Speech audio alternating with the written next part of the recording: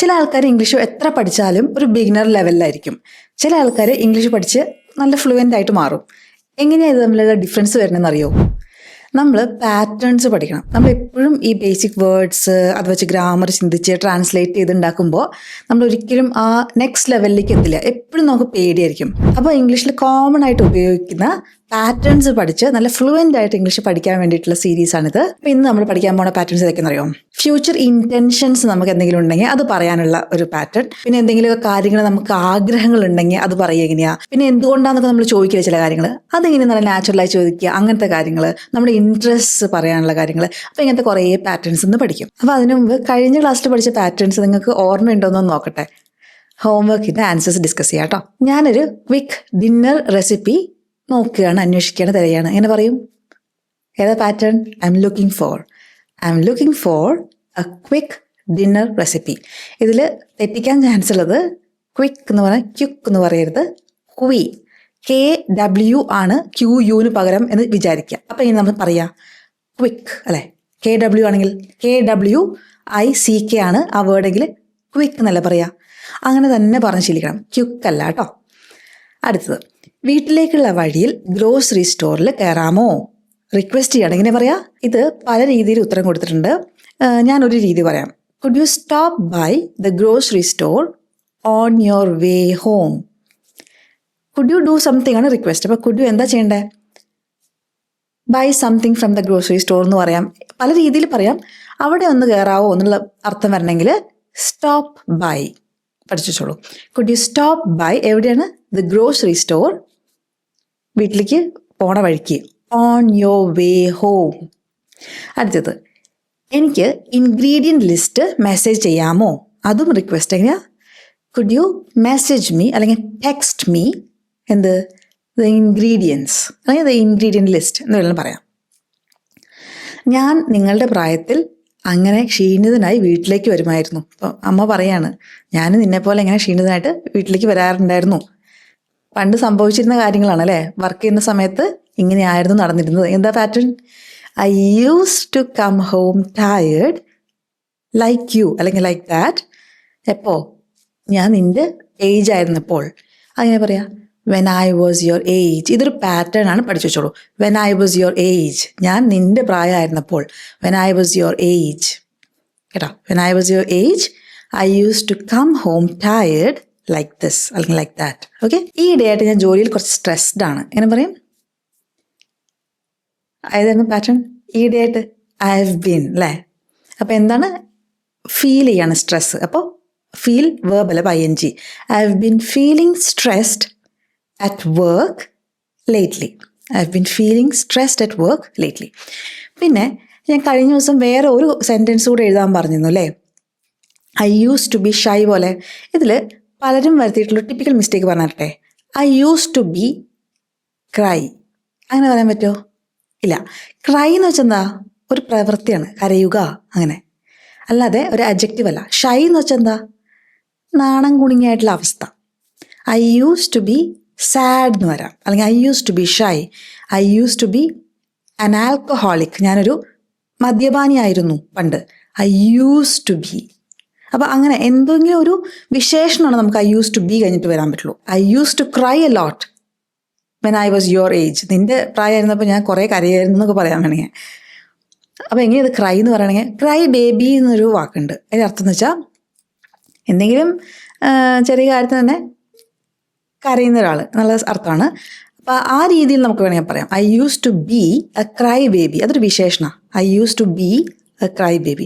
പക്ഷേ I use to be cry എന്ന് പറയാൻ പാടില്ല. ബിയും ക്രൈയും രണ്ടും വേർബ്സ് ആണ്. I use to be shy പോലെ വരണമെങ്കിൽ I use to be a cry baby എന്ന് പറയാം. അല്ലെങ്കിൽ I use to be a little stupid, കുറച്ച് ഫൂളിഷ് ആയിരുന്നു അല്ലെങ്കിൽ സ്റ്റുപ്പിഡ് ആയിരുന്നു, നമുക്ക് വേണമെങ്കിൽ എന്ത് വേണമെങ്കിലും പറയാം, എന്ത് വിശേഷണം വേണമെങ്കിലും പറയാം കേട്ടോ. പക്ഷെ വേർബ് വരരുത് ആ സെൻറ്റൻസിൽ. I use to be play എന്ന് പറയാൻ പറ്റില്ലല്ലോ. അതുപോലെ തന്നെയാണ് I use to be cry എന്ന് പറയാൻ പറ്റാത്തത്. അപ്പോൾ അത് ക്ലിയർ ആയി എന്ന് വിചാരിക്കണം കേട്ടോ. അപ്പോൾ ഇന്നത്തെ പാറ്റേൺസ് തുടങ്ങാം. ആദ്യത്തെ pattern I'm going to. അത് അങ്ങനെ പഠിക്കരുത്. ഐ എം ഗോന എന്ന് പറയാൻ പാടുള്ളൂ കേട്ടോ. I'm gonna. അതും ഐ എം അന്നയുടെ നാ പറയാൻ പാടില്ല, നാ. ഐ എം ഗോന അതിന് പറയാം പനയുടെ നാ. അതെ, പനയുടെ നാ. I M ഗോന. ഓക്കെ, ഒന്ന് പറഞ്ഞോളൂ. I'm gonna. എവിടെ ഉപയോഗിക്കണമെന്ന് വെച്ചാൽ നമ്മൾ കാഷ്വൽ സ്പീച്ചിൽ പൊതുവെ ഫ്യൂച്ചർ പ്ലാൻ ഒക്കെ പറയണമെങ്കിൽ ഐ എം ഗോണ പറയാം. ഫ്യൂച്ചർ പ്ലാൻസ് എന്ന് ഓർത്താൽ മതി. അവളെ ഞാൻ പിന്നീട് വിളിക്കാം അങ്ങനെ പറയും. അപ്പോൾ എൻ്റെ ഒരു ഫ്യൂച്ചർ പ്ലാനാണ്, ഞാൻ പിന്നീട് അവളെ വിളിക്കും അല്ലെങ്കിൽ വിളിക്കാം എന്നൊക്കെ പറയണമെങ്കിൽ I M gonna call her later. അപ്പോൾ ഐ എം ഗോണ എന്താ പ്രവൃത്തി ചെയ്യണ്ടേ? I M gonna call her പിന്നീട്, ലേറ്റർ. ഞാൻ അവളെ പിന്നീട് വിളിക്കും. അത് വിളിക്കും എന്നോ വിളിക്കാം എന്നൊക്കെ സന്ദർഭം അനുസരിച്ച് പറയണം. ഇപ്പോൾ നീ ഇപ്പോഴാണോ അവളെ വിളിക്കാൻ പോണത് എന്ന് പറഞ്ഞാൽ ഇല്ല, ഞാൻ അവളെ പിന്നീട് വിളിക്കും. I'm gonna call her later. ഇങ്ങനെ പോയാൽ നമ്മൾ ലേറ്റ് ആവും. എങ്ങനെ പറയും? We gonna be late. We are going to be late. അതെങ്ങനെ പറയണേ? We are gonna be late. അവിടെ ശ്രദ്ധിച്ചോ, വി ആർ ഗോണ ലേറ്റ് അല്ല, ബി ലേറ്റ്. ലേറ്റ് ആയ അവസ്ഥ. We are gonna be late. അപ്പോൾ അവസ്ഥ പറയുമ്പോൾ be late. We are gonna കഴിഞ്ഞിട്ടൊരു വേർബ് വേണം. അപ്പോൾ വി ആർ ഗോണ ലേറ്റ് എന്ന് പറയാൻ പറ്റില്ല, കാരണം വേർബില്ല. അപ്പോൾ we are gonna be late. മനസ്സിലായോ? ലേറ്റ് ആവുകയാണ് അവിടെ വേർബ്. ബിയുടെ വീഡിയോ പലരും ചോദിച്ചിരുന്നു. കഴിഞ്ഞ ക്ലാസ്സിൽ ഞാൻ ആ കോമൻറ്റിൽ പിൻ ചെയ്ത് വെച്ചിട്ടുണ്ട് കേട്ടോ ബിയുടെ വീഡിയോ. അപ്പോൾ അത് കണ്ടാൽ നിങ്ങൾക്ക് മനസ്സിലാവും ബീനെ കുറിച്ചുള്ള കൂടുതൽ കാര്യങ്ങൾ. നിങ്ങൾക്ക് ബിയുടെ വീഡിയോ വേണം, മറന്നുപോയി കഴിഞ്ഞ ക്ലാസ്സിലെങ്കിൽ ഈ ക്ലാസ്സിൽ ഞാൻ ഈ ലെസൻ്റെ താഴെ പിൻ ചെയ്ത് വെക്കാം. പിൻ കോമൻറ്റ് നോക്കിയാൽ മതി കേട്ടോ. നമ്മുടെ ഒരു ഉദ്ദേശം കേട്ടോ. നല്ല റെസ്റ്റോറൻ്റ് ആണെന്നൊക്കെ കേൾക്കുന്നുണ്ടല്ലോ, ഞാനത് ട്രൈ ചെയ്യാം റെസ്റ്റോറൻറ്റ്. എനിക്കൊരു ഉദ്ദേശമുണ്ട്. ഒരു ഉദ്ദേശങ്ങളൊക്കെ ഉണ്ടെങ്കിൽ ഇങ്ങനെ പറയാം. എങ്ങനെ പറയും? നമ്മുടെ pattern same. I'm gonna. നേരത്തെ വി ആർ ഗോണ എന്ന് പറയാൻ കാരണം എന്താ? വിയുടെ കൂടെ ആർ വരണം. വി ആർ ഗോണ നമ്മൾ ഫസ്റ്റ് ക്ലാസ്സിൽ പഠിച്ചിട്ടുണ്ട്. വി ആർ അല്ലേ, you are, they are, I am ആണ് വരിക. അപ്പോൾ ദേ ആർ ഗോണ അല്ലെങ്കിൽ വി ആർ ഗോണ. ഐയുടെ കൂടെ ഐ എം ഗോണ. ഓക്കെ, ആ റെസ്റ്റോറൻറ്റ് ഞാൻ ട്രൈ ചെയ്യും. I'm gonna try that restaurant. എൻ്റെ ഒരു ഉദ്ദേശമാണ്, പ്ലാനാണത്. I'm gonna try that restaurant. ചിലപ്പോൾ ഇപ്പം തന്നെ ഞാൻ ട്രൈ ചെയ്തൊന്നും വരും കേട്ടോ. റെസ്റ്റോറൻറ്റ് ഇങ്ങനെ കണ്ടിട്ട് mutton biryani and chicken biryani, വില അതീവ കുറവ്. I M gonna try that restaurant. Okay, I M gonna. മനസ്സിലായ ഉദ്ദേശങ്ങൾ ഒക്കെ നമ്മൾ അവസാനം ക്വിസ് വരുമ്പോൾ, നമ്മുടെ ഹോംവർക്കിൻ്റെ ക്വസ്റ്റ്യൻസ് വരുമ്പോൾ മറക്കരുത് ഇതൊന്നും കേട്ടോ. ഈ നേറ്റീവ് സ്പീക്കേഴ്സ് എപ്പോഴും കോൺവെർസേഷൻസ് ഉപയോഗിക്കുന്ന ഒരു സംഭവമാണ് ഗോണ. അത് മറക്കരുത്. അത് നമുക്ക് കുറേ ഉപയോഗിക്കേണ്ടി വരും. പിന്നെ ഒരു കാര്യം ശ്രദ്ധിക്കേണ്ടത്, ഇത് പൊതുവേ സ്പോക്കൺ ഇംഗ്ലീഷിലാണ് വരുന്നത്. റിട്ടൺ ഫോർമൽ ഇംഗ്ലീഷിൽ ഇത് ഉപയോഗിക്കരുത് കേട്ടോ. ഫോർമലി എഴുതുമ്പോൾ ഒരു ഓഫീസിലേക്കോ അല്ലെങ്കിൽ അങ്ങനെ എന്തെങ്കിലും അധികാരം ഉള്ള സ്ഥാപനങ്ങളിലേക്ക് നമ്മൾ എന്തെങ്കിലും കത്തൊക്കെ എഴുതുമ്പോൾ ഐ എം ഗോണ എന്നൊന്നും പറയരുത്. നമ്മൾ മെസ്സേജൊക്കെ നമ്മൾ ഫ്രണ്ട്സിനൊക്കെ എഴുതുമ്പോൾ അയക്കാം. എന്നുവെച്ചാൽ ഫോർമലി ഉപയോഗിക്കരുത്. ഫ്രണ്ട്ലി ആയിട്ടുള്ള കോൺവെർസേഷനിൽ മാത്രമേ ഉപയോഗിക്കാൻ പാടുള്ളൂ. ഓക്കെ, അടുത്ത നമ്മൾ പാറ്റേൺ പഠിക്കാൻ പോണത് do you want. Do you want to എങ്ങനെ പറയാ? Do you wanna. ശരിക്കും ഡു യു വാനാന്ന് പകരം ജ്യു വാനാന്നും കേൾക്കാറുണ്ട്. അതാകുമ്പോൾ കുറച്ചുകൂടി എളുപ്പമായി, ജ്യു വാന. പക്ഷെ നമുക്ക് ഡു യു വാന എന്ന് പറയാം. മറ്റേത് പറഞ്ഞാലും നല്ലതാണ് കേട്ടോ. അപ്പോൾ ഇതെവിടെ ഉപയോഗിക്കണേ? എന്തെങ്കിലും ഒരു ഇൻവിറ്റേഷൻസ് എന്ന് വെച്ചാൽ താല്പര്യമുണ്ടോ എന്ന് ചോദിക്കാൻ വേണ്ടിയിട്ട് എന്തെങ്കിലും കാര്യം, അല്ലെങ്കിൽ എന്തെങ്കിലും സജസ്റ്റ് ചെയ്യുമ്പോൾ അല്ലെങ്കിൽ ഓഫർ ചെയ്യുമ്പോഴൊക്കെ നമ്മളിത് ഉപയോഗിക്കാം. നമുക്ക് എക്സാമ്പിൾ കണ്ടാൽ മനസ്സിലാവും. നമ്മളൊരു ഇൻവിറ്റേഷൻ കൊടുക്കണം അല്ലേ, ഒരു കാപ്പി കുടിക്കാൻ വായോ എന്നുള്ള ഇൻവൈറ്റ് ചെയ്യാണ്. ഇൻവിറ്റേഷൻ എന്ന് വെച്ചാൽ ക്ഷണക്കത്ത് എന്നുള്ള അർത്ഥമൊന്നും ഇല്ല കേട്ടോ. ക്ഷണിക്കുക എന്നുള്ള അർത്ഥം മാത്രമേ ഉള്ളൂ. നിങ്ങൾ പെട്ടെന്ന് തന്നെ ഇൻവിറ്റേഷൻ എന്ന് വെച്ചാൽ വെഡിങ്ങിൻ്റെ ഇൻവിറ്റേഷൻ എന്ന് ചിന്തിക്കേണ്ട കാര്യമില്ല. എന്ത് വേണമെങ്കിലും ഒരു കാപ്പി കുടിക്കാനുള്ള ഇൻവിറ്റേഷനും ആവാം കേട്ടോ. അപ്പോൾ എങ്ങനെയാണ് പറയുക? പൊതുവെ നമ്മൾ ഈ സെൻറ്റൻസ് ഉണ്ടാക്കുമ്പോൾ ശ്രദ്ധിക്കണേ.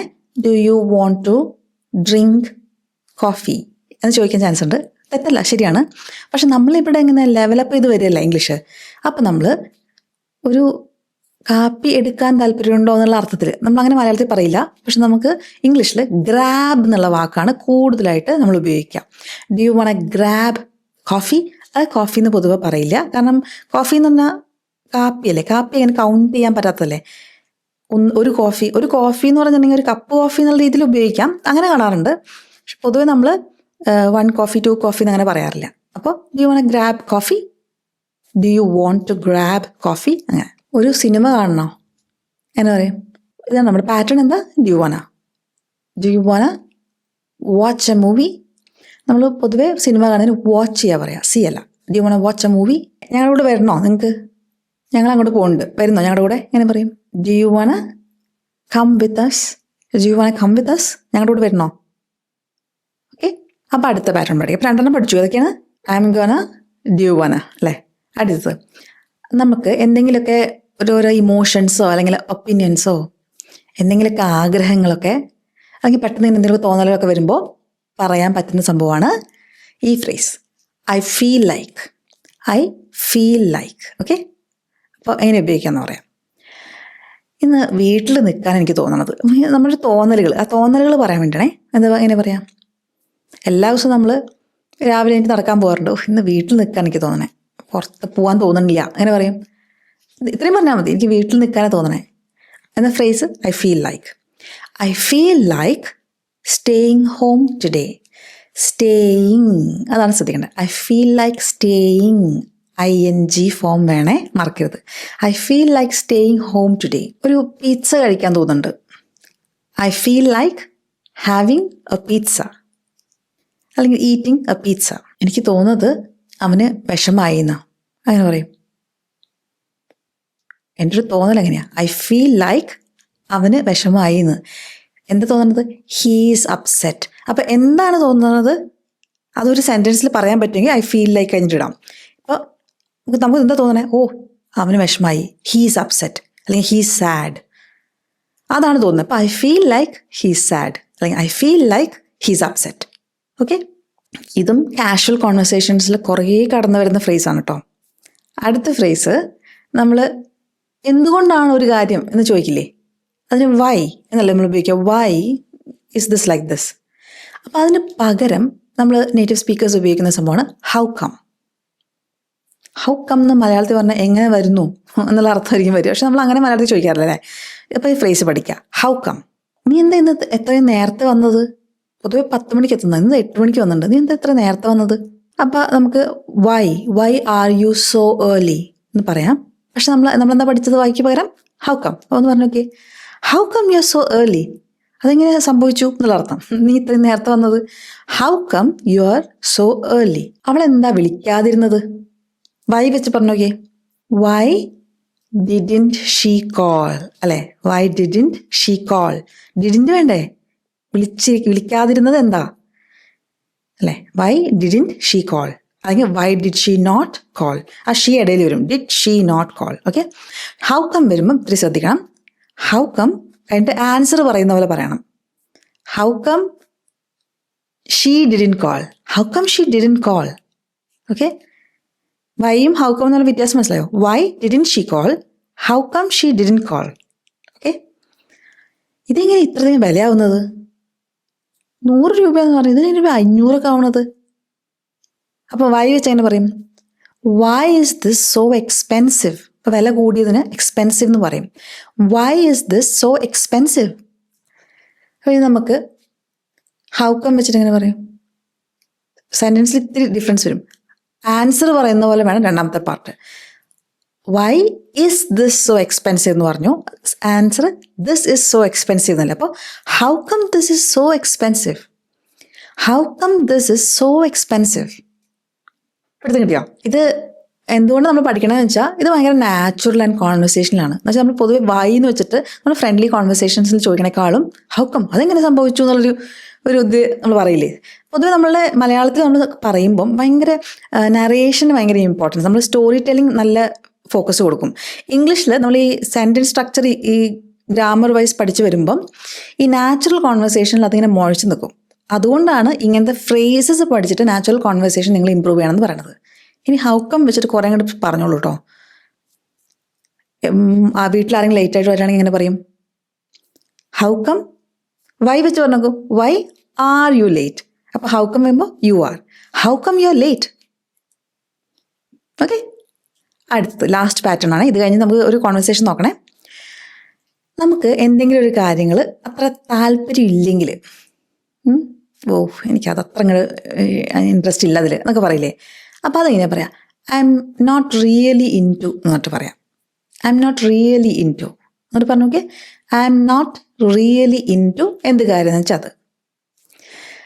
സ്പോർട്സ് ഇഷ്ടമാണോ? അയ്യോ, ഞാൻ അങ്ങനെ മേനല്ലെങ്കിലുള്ള കാര്യങ്ങൾക്കൊന്നും അങ്ങനെ ഇൻട്രസ്റ്റ് എടുക്കാറില്ല. അപ്പം ഞാൻ സ്പോർട്സ് ഒന്നും എനിക്ക് അത്ര താല്പര്യമില്ല. എങ്ങനെ പറയും? I'm not really into sports. പറഞ്ഞു നോക്കിയേ. അത് പറയുമ്പം ഇത്രയും വേർഡ്സ് പറയുന്നുണ്ട്, പക്ഷെ അത് വളരെ ഒറ്റൊരു വാക്ക് പോലെ അങ്ങോട്ട് തോന്നണം. I'm not really into sports. താല്പര്യമുണ്ടോ? ഞങ്ങളുടെ കൂടെ ഫുട്ബോൾ കളിക്കാൻ താല്പര്യമുണ്ടോ എന്നൊക്കെ ഞങ്ങളുടെ വിമൻസ് ഫുട്ബോൾ അസോസിയേഷൻ തുടങ്ങിയിട്ടുണ്ട്. വരുന്നോ ഫുട്ബോൾ കളിക്കാൻ? അയ്യോ, അയ്യോ കാല് നീട്ടി വയ്ക്കാൻ തന്നെ എനിക്ക് ഇഷ്ടമല്ല, നടക്കാൻ തന്നെ ഇഷ്ടമല്ല. I not really into sports. Okay. Jazz അടിപൊളിയാണ്, നമുക്ക് ജാസ് പഠിച്ചല്ലോടാ എന്നൊക്കെ പറഞ്ഞിട്ട് പിള്ളേർ ചോദിക്കുക. അപ്പോൾ അയ്യോ ജാസ്, മനുഷ്യനിവിടെ ഉറങ്ങാൻ നേരമില്ല. I'm not really into jazz. അപ്പോൾ അവളാണെങ്കിലോ she is not really into jazz. അല്ലെങ്കിൽ അവൾക്ക് ജാസ് ഭയങ്കര ഇഷ്ടമാണെങ്കിലോ she is really into jazz. ഓ ജാസ് എന്ന് പറഞ്ഞാൽ ചാവും അവള്. ജാസ് മ്യൂസിക് പാടി വരവ് പാട്ടില്ല നമ്മുടെ ഹൊയ്യാര ഹൊയ്യ, ഓർമ്മയുണ്ട് പാട്ടെന്ന് മുക്കാല, അതാണ് ആ ജാസ് മ്യൂസിക്. അപ്പോൾ she is really into jazz. ഓ ജാസ് എന്ന് വെച്ചാൽ അവൾക്ക് ഭയങ്കര ഇഷ്ടമാണ്. ഷീസ് അവിടെ ഇഷ്ടം അല്ലെങ്കിൽ she is not really into jazz. ഇഷ്ടമാണെങ്കിൽ she is really into jazz. ഭയങ്കര ഇഷ്ടമാണ് കേട്ടോ, എന്നാലും ഇങ്ങനെ പറയാൻ പറ്റുള്ളൂ. ഒരു 20s ഏത് ദിവസവും ഇങ്ങനെ പാർട്ടി ഹാർഡ് പാർട്ടി പാർട്ടി എന്നൊക്കെ പറഞ്ഞ് ഇങ്ങനെ മതിച്ച് നടന്നത് ഏതെങ്കിലും തല്ലിപ്പൊളി പയ്യന്മാരോ പെങ്ങന്മാരോ ഒക്കെ ഉണ്ടെങ്കിൽ കുറച്ചുകൂടെ കഴിഞ്ഞപ്പോൾ പാർട്ടി ഒന്നും ഒരു ഇൻട്രസ്റ്റ് ഇല്ലാണ്ടായിട്ടുണ്ടെങ്കിൽ, പണ്ടൊക്കെ പാർട്ടി ഇഷ്ടമാണെന്നു, പിന്നെ ഈ പാർട്ടി കുറച്ചുകൂടെ നേരം ഉറങ്ങുക, ആരോഗ്യം സംരക്ഷിക്കുക എന്നൊക്കെ ഒരു കാലഘട്ടം കഴിയുമ്പോൾ ഒരു 25 ഒരു കഴിയുമ്പോഴൊക്കെ ഒരു ബോധോദയം വരും. അപ്പം നമുക്ക് പറയാൻ പറ്റുന്നതാണ് പാർട്ടിക്ക് വരുന്നോ, നല്ലൊരു പാർട്ടി, DJ ഉണ്ട്, DJ സ്നേക്ക് വരുന്നോ, പാപ്പ് പാപ്പ് പാപ്പ് എന്നൊക്കെ പറഞ്ഞപ്പോൾ നമ്മളെങ്ങനെ പറയാം, ഓ I'm not really into partying anymore. I'm not really into partying anymore. പണ്ടൊക്കെ ഉണ്ടായിരുന്നടാ, ഇപ്പം പറ്റില്ല, ഉറക്കമില്ലെങ്കിലേ രാവിലെ തലവേദന. അപ്പോൾ I'm not really into partying anymore. അപ്പോൾ I'm not really into ആ കാര്യം, പാർട്ടിങ് അല്ലേ, അങ്ങനെ പറയാം കേട്ടോ, പാർട്ടിങ് എന്ന് പറയാം.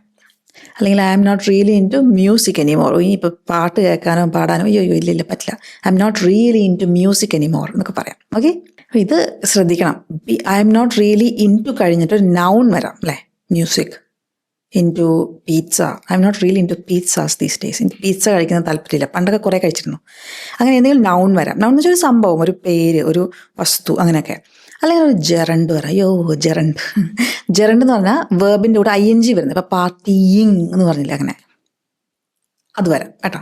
അപ്പോൾ I'm not really into എന്ത് കാര്യമാണെന്ന് വെച്ചാൽ നിങ്ങൾ എഴുതണം. അതാണ് ഒരു ഫസ്റ്റ് ഹോംവർക്ക്. ഇത് നിങ്ങൾ ഹോംവർക്ക് ചെയ്യണം. കാരണം എന്താ പറയുക, കഴിഞ്ഞ ഹോംവർക്ക് കണ്ടോ, ഒരു ക്രൈ പറഞ്ഞപ്പോൾ എനിക്കത് നന്നായിട്ട് കറക്റ്റ് ചെയ്യാൻ പറ്റി. പലരും അവിടെ തെറ്റിച്ചു. ആ കറക്റ്റ് സെൻറ്റൻസ് മനസ്സിലാക്കുമ്പോൾ നമ്മളൊരു പുതിയ കാര്യം നന്നായി പഠിക്കുമ്പോൾ നല്ല കൃത്യമായിട്ട് പഠിക്കേണ്ട. അതുകൊണ്ട് ഹോംവർക്ക് ചെയ്യണം, എന്നാലേ നിങ്ങൾ വരുന്ന തെറ്റുകൾ എനിക്ക് മനസ്സിലാവുള്ളൂ. അപ്പോൾ ഞാൻ അടുത്ത വീഡിയോസിൽ അത് ഡിസ്കസ് ചെയ്യാം. അപ്പോൾ നിങ്ങൾക്ക് ആ തെറ്റ് കറക്റ്റ് ചെയ്യാം. അപ്പോൾ നമുക്ക് നന്നായിട്ട് ഫ്ലുവൻ്റ് ആയിട്ട് ഇംഗ്ലീഷ് സംസാരിക്കാം അല്ലേ, അടിപൊളിയല്ലേ. അപ്പോൾ ഹോംവർക്ക് ചെയ്യണേ. എന്താണ് homework? I'm really into എന്തെങ്കിലും ഉണ്ടെങ്കിൽ അത്, I'm not really into എന്തെങ്കിലും ഉണ്ടെങ്കിൽ അത്. മനസ്സിലായോ? എഴുതൂ കേട്ടോ, മറക്കരുത്. അല്ലെങ്കിൽ അവസാനം എഴുതിയാൽ മതി. ഫോട്ടോഗ്രാഫി ഭയങ്കര ഇഷ്ടമാണെങ്കിൽ photography, I'm into photography. അവന് പാചകം എന്ന് പറഞ്ഞാൽ അവൻ നാളനാണെന്ന് അവൻ്റെ വിചാരം. അവൻ എങ്ങനെ പറയും? He's into cooking. ഭയങ്കര ഇഷ്ടം അവന്, he's into cooking.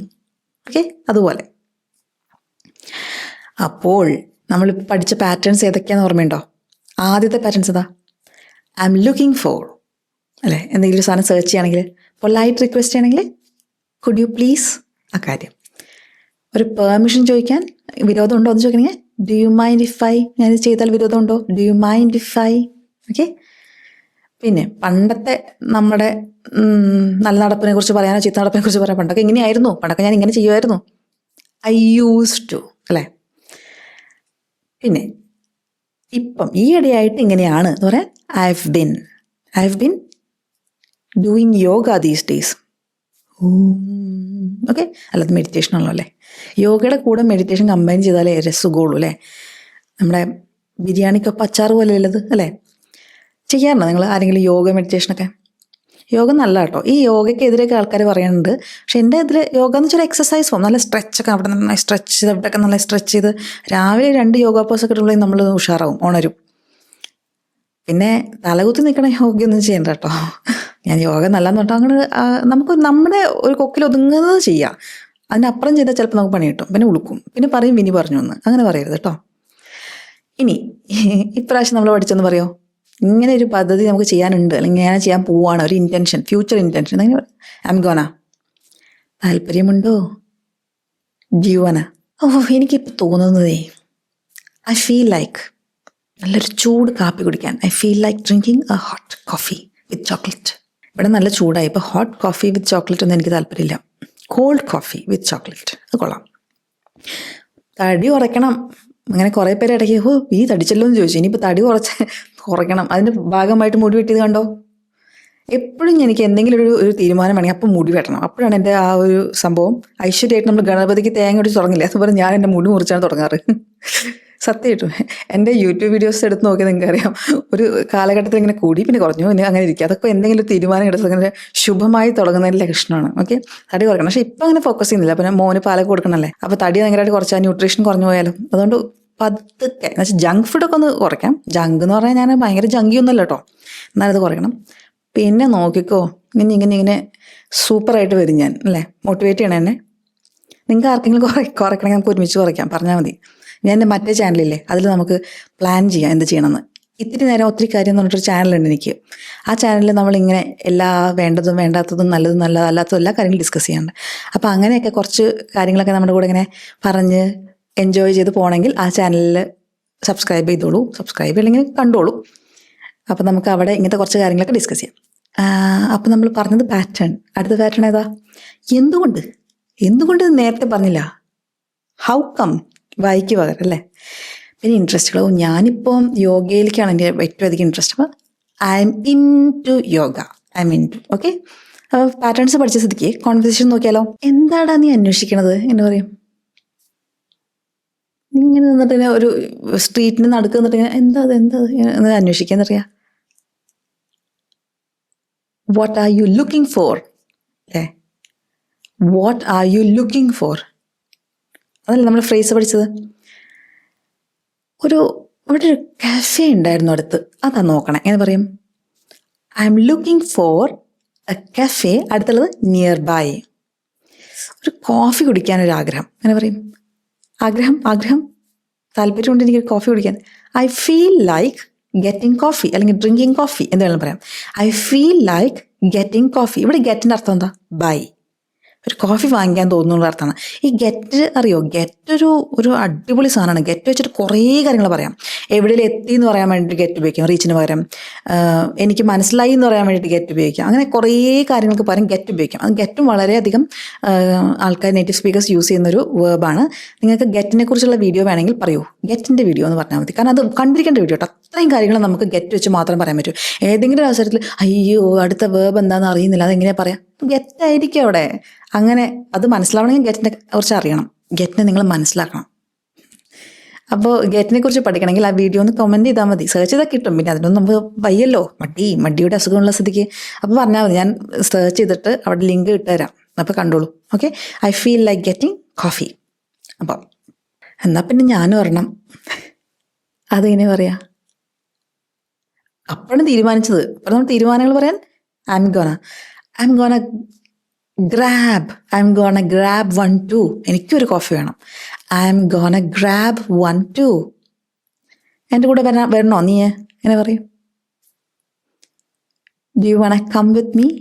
ഇൻവിറ്റേഷനാണ്. Do you wanna come with me? എൻ്റെ കൂടെ വരാൻ താല്പര്യമുണ്ടോ? Do you wanna come with me? അത് കഴിഞ്ഞ് നമ്മൾ പിറ്റേ ദിവസം കാണണേ. നീ എങ്ങനെയാടാ ഇപ്പോൾ ഉണർന്നിരിക്കണേ? ഇന്നലെ അത് ഞാൻ കാപ്പിയൊക്കെ കുടിച്ചാവാൻ പോയിട്ട് പിന്നെ ഏതോ ഒരു ഫുട്ബോൾ മാച്ച് ഉണ്ടെന്ന് രാത്രി പുലർച്ചെ 3 മണി വരെ അതൊക്കെ ഇരുന്ന് കണ്ടിട്ടാണ് അവൻ ഉറങ്ങാമെന്ന് പറഞ്ഞേ. അപ്പോൾ രാവിലെ ഒരു 6 മണിക്ക് നമ്മൾ നടക്കാൻ പോകുമ്പോണ്ട് അവൻ നീ എങ്ങനെയാ ഉണർന്നിരിക്കണേ ഇപ്പോൾ എന്ന് ചോദിക്കും. എന്തുകൊണ്ട്? വൈക്ക് പകരം എന്തുപയോഗിക്കും നമ്മൾ? How come you are still, എന്താ വാക്ക്? awake. ഉണർന്നിരിക്കുന്ന അവസ്ഥ awake. How come you are still awake? നീ ഉറങ്ങിയില്ലേ? How come you are still awake? ഭയങ്കര ക്ഷീണിച്ചിരിക്കുന്നുണ്ടല്ലോ കണ്ടിട്ട്. എങ്ങനെ പറയും? You look tired. ഞാൻ രാത്രി മുഴുവൻ പഠിക്കുമായിരുന്നു. 3 മണി വരെ മറ്റേ മാച്ച് ഉണ്ട് കണ്ടില്ലേ, അതൊക്കെ കണ്ടു കേട്ടോ. അത് കഴിഞ്ഞിട്ട് രാത്രി മുഴുവൻ ഞാൻ പഠിക്കുമായിരുന്നു. എങ്ങനെ പറയും? I have been studying all night. മുഴുവൻ ആ കുറച്ച് സമയം മുമ്പുള്ള സമയം മുഴുവൻ ചെയ്തുകൊണ്ടിരുന്ന കാര്യം. I have been studying all night. അപ്പോൾ അവിടെ മിക്കവാറും നമ്മൾ ശ്രദ്ധിക്കേണ്ട കാര്യം 5 വർഷമായിട്ട് ഞാൻ ചെയ്തുകൊണ്ടിരിക്കുകയായിരുന്നു, അല്ലെങ്കിൽ ഈയിടെയായിട്ട് നമ്മൾ ചെയ്തുകൊണ്ടിരിക്കുകയായിരുന്നു, അല്ലെങ്കിൽ രാത്രി മുഴുവൻ ചെയ്തുകൊണ്ടിരിക്കുകയായിരുന്നു എന്നൊക്കെ പറയുമ്പോഴാണ് ഈ ഒരു ഐ ഹവ് ബീൻ വരിക. I have been studying all night. നമ്മൾ കഴിഞ്ഞ ക്ലാസ്സിൽ പഠിച്ച പാറ്റേൺ ആണേ. ഓ അങ്ങനെയാണോ? നിനക്ക് എന്നെ ഒന്ന് സഹായിക്കാൻ പറ്റുമോ കുറച്ച് കഴിഞ്ഞിട്ട്? എങ്ങനെ പറയും? എന്താ കാര്യം നമ്മൾ പറയുന്നില്ല. ഒരു കാര്യം ഉണ്ടായിരുന്നു, നിനക്ക് എന്നെ സഹായിക്കാൻ പറ്റുമോ കുറച്ച് കഴിഞ്ഞിട്ട്? Could you help me, request ആണ്. കുഡ് യു ഹെൽപ്പ് മീ എന്തിൽ? With something later. കുറച്ച് കഴിഞ്ഞിട്ട് ഒരു പരിപാടി ഉണ്ട്, നിങ്ങൾക്ക് ഹെൽപ്പ് ചെയ്യാൻ പറ്റുമോ? Could you help me with something later? നോക്കട്ടെ എന്താ അത് എന്ന് പറയും. ചിലപ്പോൾ ചെയ്യാം, ഒരു പക്ഷെ ചെയ്യാം, ചെയ്യാതിരിക്കാം, നമുക്ക് ഉറപ്പ് പറയാൻ പറ്റില്ല. എന്താ കാര്യം എന്ന് പറഞ്ഞാലേ പറയാൻ പറ്റുള്ളൂ. അപ്പോൾ പറയാൻ പറ്റില്ല മേ ബി. എൻ്റെ ശരീരത്തിനും മനസ്സിനും കോട്ടം വരാത്ത കാര്യമാണെങ്കിൽ നമുക്ക് ചെയ്യാന്നുള്ള രീതിയിൽ മേ ബി. എന്താ കാര്യം? What is it?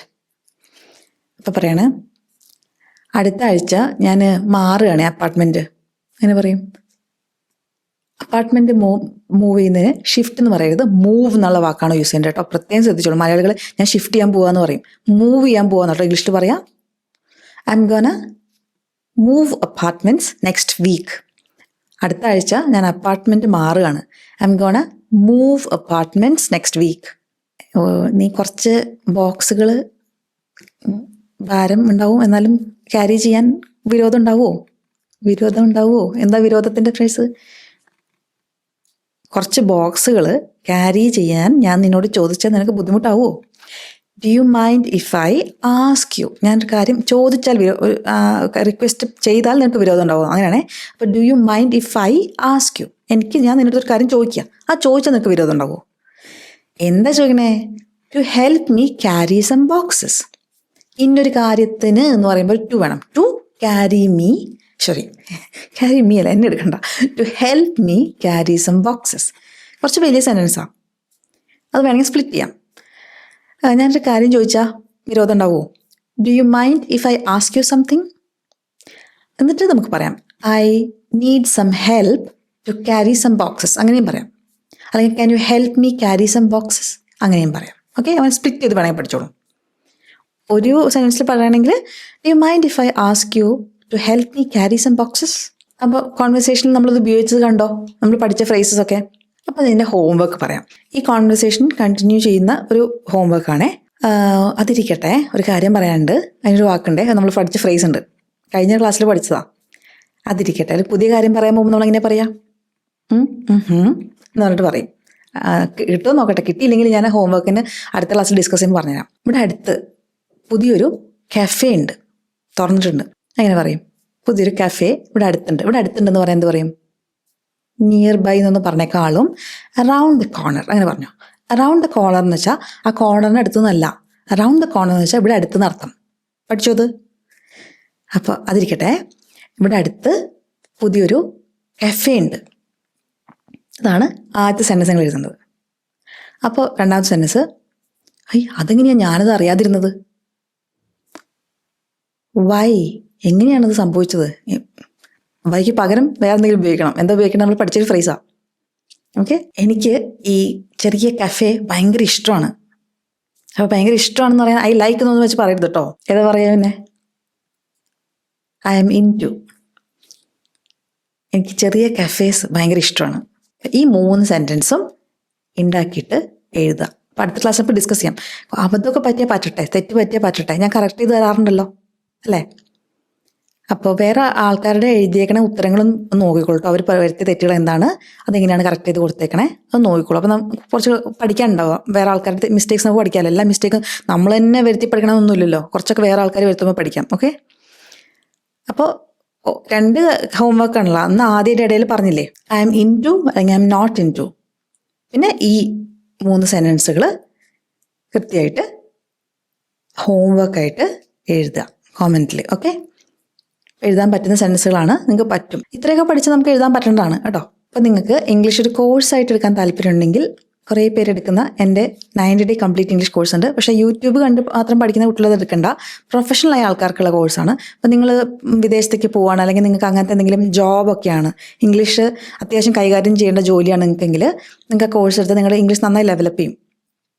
അത് എല്ലാം കവർ ചെയ്യുന്നൊരു കോഴ്സാണ്. വളരെ കുറച്ച് സമയം കൊണ്ട് ഒരു സിസ്റ്റം ഉണ്ട് എനിക്ക്. ആ സിസ്റ്റം കറക്റ്റായിട്ട് ഫോളോ ചെയ്തിട്ടുണ്ടെങ്കിൽ നിങ്ങൾക്ക് നല്ല ഇമ്പ്രൂവ്മെൻറ്റ് വരും. ഓൾറെഡി ഇപ്പോൾ എടുത്ത കുട്ടികൾ റിവ്യൂസ് ഞാൻ ഇടയ്ക്ക് ഇടാറുണ്ട് യൂട്യൂബിൽ. അവർ എന്തെങ്കിലും റിവ്യൂ തരികയാണെങ്കിൽ അത് ഞാൻ ഇടാറുണ്ട്. എല്ലാവരും റിവ്യൂസ് ഞാൻ ഇടാൻ ശ്രമിക്കാറുണ്ട്. അങ്ങനെ ആരും അങ്ങനെ മോശം റിവ്യൂസ് തരാറില്ല. കാരണം കോഴ്സ് എടുത്ത് കംപ്ലീറ്റ് ചെയ്യുന്നവർക്ക് അതിൻ്റെ ആ കോഴ്സിൻ്റെ ഗുണം കിട്ടാറുണ്ട്. അപ്പോൾ നിങ്ങൾ അങ്ങനെ ഒരു പ്രൊഫഷണൽ ഒരാളാണെങ്കിൽ ഇംഗ്ലീഷ് പഠിക്കാൻ വേണ്ടിയിട്ട് കുറേ സ്ഥലങ്ങളിൽ പോയിട്ട് അവസാനമാണ് എൻ്റെ അടുത്ത് വരാറില്ലായിരുന്നു. അപ്പോൾ അങ്ങനെ കുറേ സ്ഥലത്ത് പോയതിന് മുമ്പ് വന്നിട്ടുണ്ടെങ്കിൽ പെട്ടെന്ന് തന്നെ നന്നായി ഇംഗ്ലീഷ് പഠിക്കാം. അപ്പോൾ താല്പര്യം ഉണ്ടെങ്കിൽ ജോയിൻ ചെയ്യുക. 90 ഡേ കോഴ്സാണ്. കോഴ്സ് വെബ്സൈറ്റിൽ കൂടിയാണ്. പിന്നെ ഞാൻ ഓഫർ ചെയ്യുന്ന വേറെ കോഴ്സ് 30 ഡേ വാട്സപ്പ് കോഴ്സാണ്. അതിൽ ഗ്രാമർ ഒന്നും നമ്മൾ കവർ ചെയ്യുന്നില്ല. കോൺവെർസേഷൻസ് പഠിച്ച് നമ്മൾ ഓട്ടോമാറ്റിക്കായിട്ട് നമുക്ക് വായിൽ കോൺവെർസേഷൻസ് വരണം, ആ രീതിയിലുള്ള കോഴ്സാണ്. അപ്പോൾ അതിന് വേറൊരു മെത്തേഡാണ് യൂസ് ചെയ്യണേ. അപ്പോൾ ഈ 2 കോഴ്സുകളെ കുറിച്ചുള്ള ഡീറ്റെയിൽസ് അറിയാൻ വേണ്ടിയിട്ട് 90 ഡേ കോഴ്സിനെ കുറിച്ച് അറിയാൻ ഇമെയിൽ അയക്കുക. 30 ഡേ കോഴ്സ് ആണെങ്കിൽ വാട്സപ്പിൽ കോൺടാക്ട് ചെയ്യുക. ഡീറ്റെയിൽസ് കോമെൻറ്റിൽ പിൻ ചെയ്ത് വെക്കാം കേട്ടോ. ഇന്നത്തെ ക്ലാസ് ഇഷ്ടപ്പെട്ടു എന്ന് വിചാരിക്കണോ. അടുത്ത ദിവസം വീണ്ടും വേറൊരു വീഡിയോയിൽ കാണാം. അതുവരേക്കും ബൈ.